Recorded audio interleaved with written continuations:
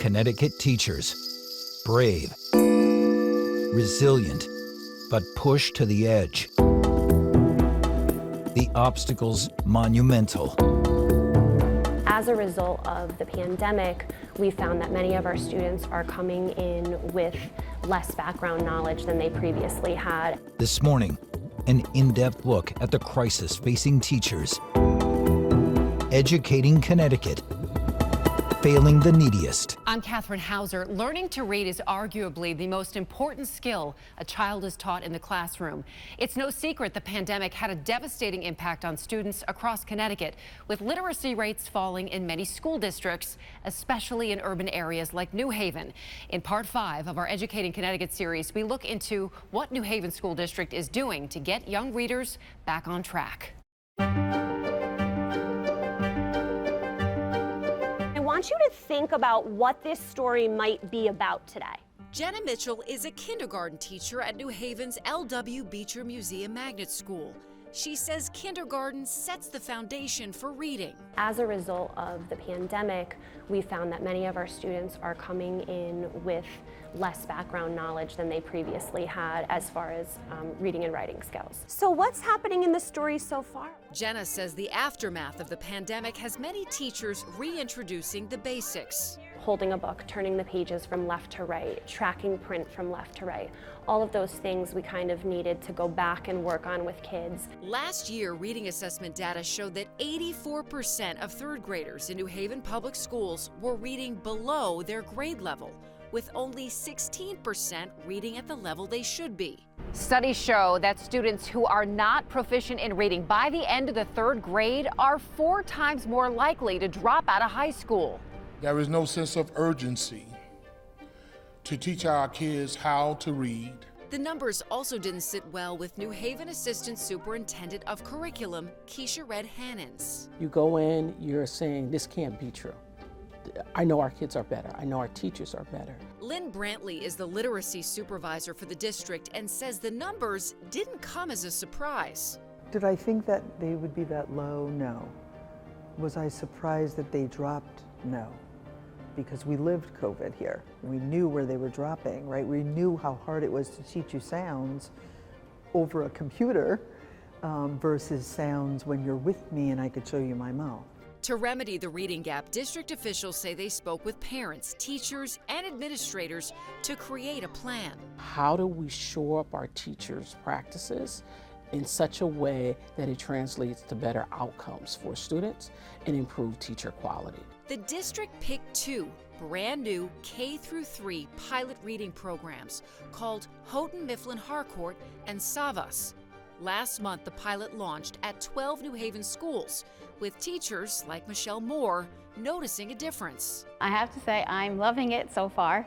The children are very engaged. Teachers tell us the program offers more resources with focused instruction, training, and professional development.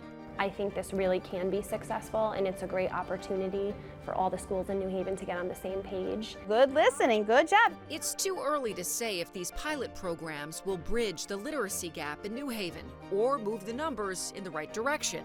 But district leaders remain confident it will bring change. We're excited about what will come for our students this year, but also next year and the years to come.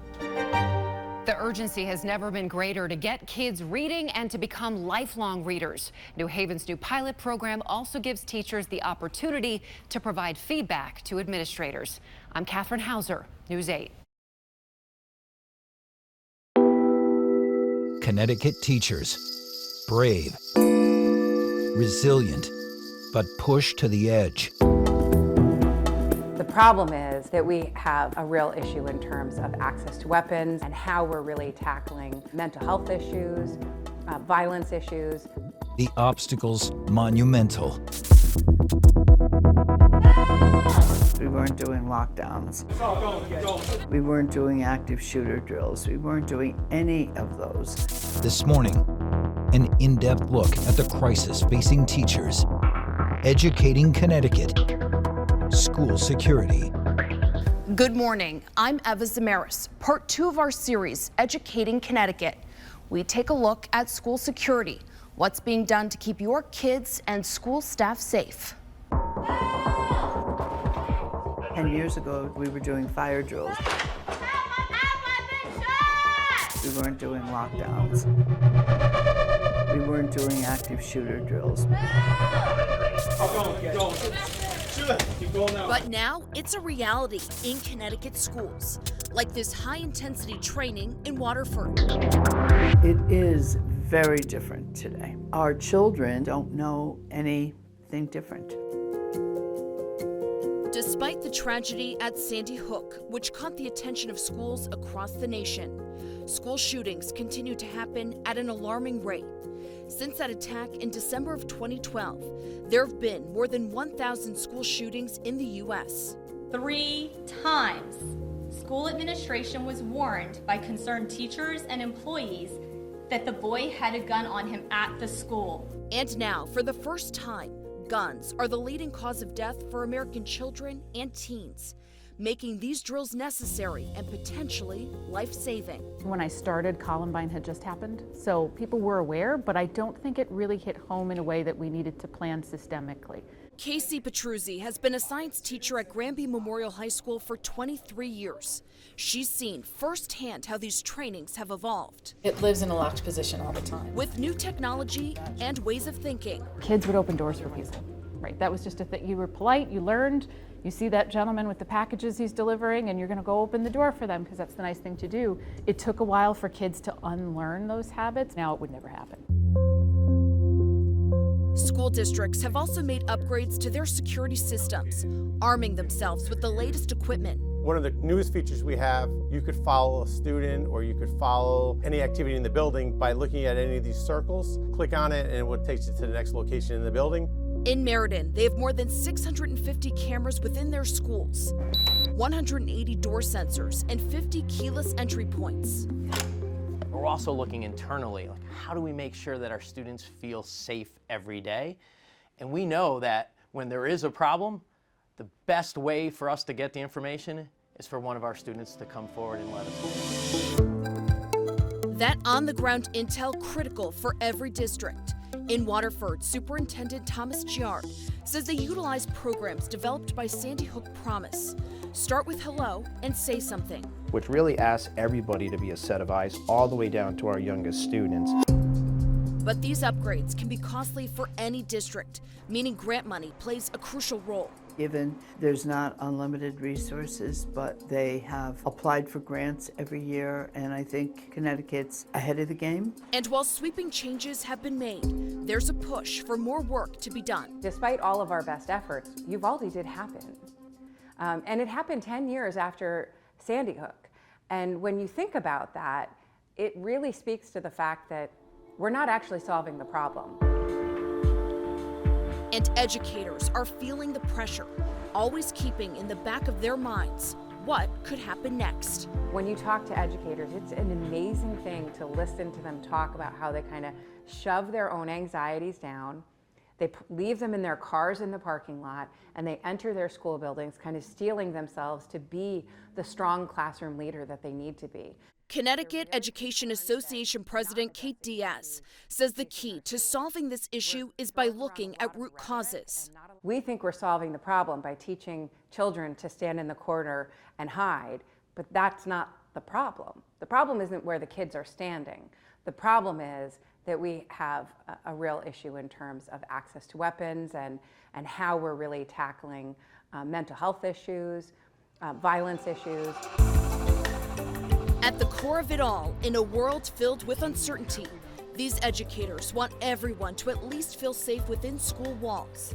And it's a collaborative effort to make that happen. It's just not what I think we imagined for the world of education, and I think we can do better. But it's going to take a lot of effort. And while it's up to each school district to enact changes that they want to see, it's a weight no superintendent has to shoulder alone. They work across districts to share information and ideas in the hopes they'll be ready. Eva Zamaris, News 8.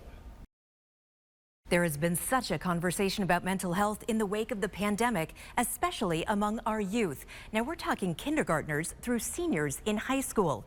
And teachers, well, they are struggling too, making for very stressful days at school. We need more teachers. Overworked. We need more mental health professionals. Overstressed. So we're gonna do some spelling. Our educators are struggling emotionally, trying to sort out the aftermath of the pandemic. If you talk to a lot of teachers and you ask, they will say that even this year is one of the worst years we've had. Fast, accurate, and neat. Laura Clark is a support specialist at Wallingford's Parker Farms Elementary School, a position that was added with COVID dollars to help teachers get through this tough time. She says students suffered learning loss and behavior problems like acting out or shutting down. Kids are having a really hard time regulating their emotions. They are lacking those skills for empathy, for conflict resolution. Things that were they were there before COVID, but now COVID has just exacerbated the whole thing. Tables are turned and educators are now cramming to make up for lost time. Adding to the stress, a teacher shortage and not enough school counselors. Luckily in Wallingford, we have one social worker and one psychologist per school. That is not a reality in a lot of places. Like inner cities and rural towns, says Clark. And according to a recent study by the American School Counselor Association, the most recent ratio of students per school counselor in the United States is 1 to 408. The ASCA recommends a 1 to 250 ratio. The lack of support means challenges for everyone. It's striking that there's no safe space, quote unquote safe space that these kids can go to and talk to people. Who goes first? Adam Vanderswa says there was one counselor who talked to his family when his teen daughter Amelie had a breakdown at school. No real help was offered, so the family turned to 211, Connecticut's helpline, and a mobile crisis specialist responded. We weren't sure she was going to be okay, and that's terrifying. Oh, yes, this happened in Killingly, a small town that made national headlines in the last year when the Board of Education rejected plans. Ms. Jolly? No. For a mental health center. Motion fails 3-6. At the high school. No! Public meetings have been heated. Please, can you hear our plea? And the Vanderswas say no alternative was offered, and that parents, students, and teachers remain angry and want change. It was devastating. It was heartbreaking to hear that they don't care. As these teachers get frustrated and leave our district, what happens next? Then the education itself, the quality of the education starts to decline. 3, 4. They worry about the future for Amelie's little sister Harper and are considering sending her to a different high school. Amelie, a senior who is soon headed to the Maine College of Art and Design, sees burned out teachers and kids in need of support. There's a lot of seniors that I know that are having a tough time, figuring out what to do with college, and it's weighing down on them. She says a room, just a room, where kids could clear their heads would help. And Clark, also a certified mindfulness instructor, believes attainable, inexpensive approaches can be effective in helping the mental health of students and teachers. I would love to see more mindfulness in the classrooms. Which teachers could learn through an app or an online program. Another inexpensive solution, says Clark, therapy dogs in schools.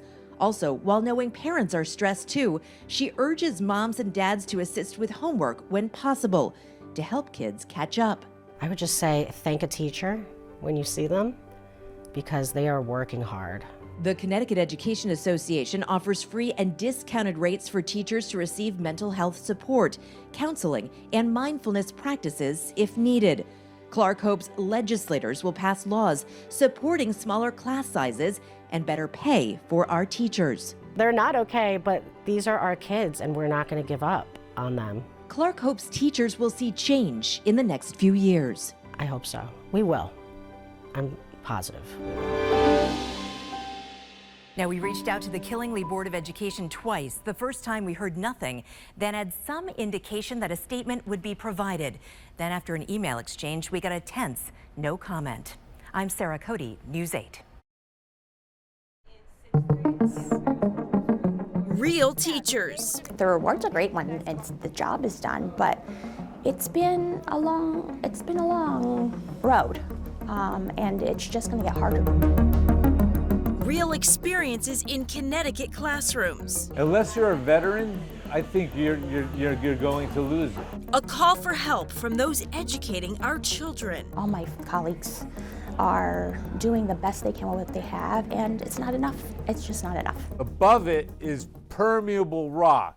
Hamden High's David Abate echoing needs of teachers statewide, working to meet demanding curriculum, more students, and without the classroom helpers they once had, earning a salary barely higher than those starting out. I've been working for 27 years, and he's making $15,000 less than I am in 1 year. School districts statewide are reporting a record number of teacher and paraprofessional vacancies. They're leaving for higher paying districts, having a career change altogether. Some student teachers are barely making it into the classroom before they realize this isn't for them. Right now, there are roughly 1,221 teaching vacancies. 25% of those are in special education. The bigger hit may be paraprofessionals, though. More than 1,300 vacancies, 73% of those in special education. We're being asked to do more with less every single year, and it's impacting teachers' mental health. It's also impacting students' mental health. I think we were approaching crisis mode pre-COVID, but I think during COVID, it helped to exacerbate an existing problem. We sat down with Joanna Tucker with the Connecticut State Department of Education to find out what's being done to tackle the issue. We have a short-term and a long-term plan. In the short term, we have provided emergency certifications to our districts. We're hoping that we will seek approval to have those emergency certifications for a third year. This will be year 3. Giving districts the flexibility to move teachers around where they're needed, outreach to college students to get them working in the classroom sooner, and raising awareness of scholarship money available to them. And the long term? I would hope that our legislature and our education committee would really take a look at the starting salary of teachers and really look at what some other states are doing and possibly think about equitizing that starting salary. It would also decrease the amount of persons who are changing districts because, well, if I work here for this amount, I can go over here and do the same thing and I can make $10,000 more or $15,000 more. Getting more helpers in the door and a decent paycheck in their hands to keep them there. Teachers say something must be done, and soon. I dread calling out. I don't know what I'm going to arrive to the following morning. Stokes telling the state's Board of Education there's only so much more they can take. All my colleagues are doing the best they can with what they have, and it's not enough. It's just not enough. Sitting at her piano, Sheena Graham is right at home. Her love of music visible. Realize we bleed the same. And so is her passion for teaching it. Through your gift of teaching, you can give somebody the joy of life. Sheena taught music for more than 38 years, spending most of her storied career at Bridgeport Public Schools. Her students even performed at the White House, not once, but twice. In 2019, Sheena received a top honor. The 2019 Connecticut Teacher of the Year, Mrs. Sheena Graham. Being the 2019 Teacher of the Year was something I could never have imagined in a million years. While at the top of her game, this Connecticut Teacher of the Year decided to retire early in 2022 and says burnout was a factor. Some of the burdens were just getting a little too heavy. By definition, burnout is exhaustion from prolonged mental, emotional, and physical stress. According to a survey by the Connecticut Education Association, 98% of teachers consider burnout a serious concern, while 68% of teachers say their burnout level is higher than ever before. There are so many issues, so many things that teachers deal with outside of their subject matter. Sheena says teachers are constantly making decisions to ensure every student is getting what they need. But on top of that, you're now dealing with whether your classes are too large, whether your working conditions are safe, and that's everything from ventilation to security. The pandemic proved to be the biggest challenge of all. Sheena says she saw a change with politics entering the classroom. At one point, I had a kid that just like jumped up and said, "Miss, you need to get it through your head. There's no such thing as COVID." And then you have the kid next to that person that has lost like 5 members of their family to COVID. I think that is what finally broke me, because I felt like I was a protector of my students all my career. And I could not. This was something I could not solve. I could not protect them. I could not make everybody feel comfortable. Before retiring, Sheena held these thoughts inside. You know, you cry in the shower or you cry in the car on the way home and you get it all out like that, but you don't actually talk to anyone else. This is my cool frame lock. Another teacher experiencing burnout is Steven Stasniak. He rides his bike to Metropolitan Business Academy in New Haven, where he's taught English and social studies for the last 12 years. Teaching is a really hard job. It's really demanding, and it's a full body experience, and you give your all every single day. And while burnout isn't pushing him out of the profession, Steven says the pandemic presented new challenges. I think when teachers are naming burnout, they're talking about stress, they're talking about not having enough resources, they're talking about being overworked, they're talking about working with students that are experiencing challenges outside in the community like we've never seen before. That includes social, economic, and mental health challenges while playing catch up from remote learning. But Steven believes the #1 cause of burnout is staffing shortages. We want to see the promise of fully resourced, fully supported schools realized. We give us what we need to do the job, and I think you would see some shift in the conversation around burnout. To retain good teachers and attract new ones, Steven says compensation is key, especially in urban districts. I think we want to make sure that our teachers are well compensated. I think we want to make sure that our teachers have autonomy and respect in their workplaces. Fear may be what's keeping many teachers from talking publicly about experiencing burnout. But Steven is hopeful for change and finds strength in numbers. There are a lot of us who are feeling that way, but there's a lot of us that still want to continue to do this work, and we're powerful when we stand together. As you guys know, I like to start off with an activity first. From math to science, learning can present its share of challenges in the classroom. How many squares did we find? But does the lack of a diverse teaching staff create even greater obstacles for children of color? The answer is 20. Despite efforts to change, Connecticut is slipping further behind as the student population rapidly diversifies. You got it. Overall, the population of teachers of color is about 11%. When we try, yeah, we are able to do it. While more than 50% of students are non-white. Build relationships. So, what grade does Connecticut get when it comes to recruiting and retaining teachers of color? An F. An F. Oh, yeah. Among the worst in the country. 4% of the teachers in the state of Connecticut are black. And that's, quite frankly, by design. Dr. Steve Perry knows about educating students. His schools in Connecticut and New York, Capital Preparatory Magnet School, are cited as some of the top schools in the country. Since 2006, 100% of its predominantly low-income minority high school students have reportedly graduated to 4-year colleges every year. We see a profound impact on the children's ability to learn. In fact, a 40% increase in the likelihood of a black child going to college just by having one black teacher in 12 years of school.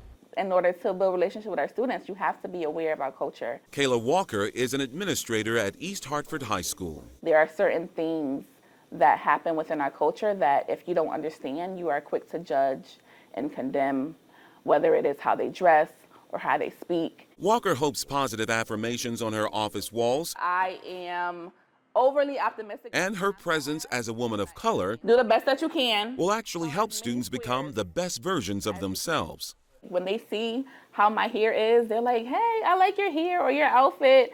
I think it really matters. I can also be the teacher. I can also be at the front of the classroom. I don't have to just be in the background or the assistant. I could be the leader running or driving the instruction. What should be done in order to get over this hump? Quite a number of things. One of them, we can create an apprenticeship model whereby an individual becomes a teacher in training, but is allowed to come into the classroom, proves themselves under a master teacher, and the state of Connecticut have something like this already called team. It's already in place, but it's not seen as a method of certification. It's seen as part of the certification process. A process Dr. Perry calls draconian, archaic, and counterintuitive. There are a number of certification processes that in many ways limit access to African Americans to become teachers. I have 2/5 here. Dejan Jett is a 6th grade teacher at Augusta Lewis Troop School in New Haven. He agrees the exam is outdated and should be changed. I always say the easy part is going to school. So you can get through that. You can beat those odds. The next part are the certification exams. I think I spent on my certification exams probably over $1,500 through, having to retake tests. District administrators in New Haven schools saying they are aware of the problem and have committed to breaking down the walls, preventing some teachers from entering the classroom. Some of the things that we've been doing is working closely with our local universities to provide options for people where they can work full-time and also go and pursue their certification. That's not only important for teachers, she says, but also for students of color. We are deeply committed to what research tells us, which is students benefit from teachers who look like them. I would argue it is equally important for white children to learn from black people as it is for African Americans. Why is that? Because if you think that you're the only people who are smart, if you think that you're the only ones who have a creative thought, if you think that you're the only ones who deconstruct information, then you are explicitly learning internalized racism. It's not even your fault. Now to more evidence that teacher diversity is lackluster here in Connecticut. Here are the school districts representing some of the widest diversity gaps for the year 2021 and 22. In Waterbury, there were more than 16% of teachers of color versus 87% of students of color. And in New Haven, 28% versus 89%, and East Hartford, 12% versus 89%. Now, as you can see, there is still work to be done. Reporting for News 8, I'm Ken Houston.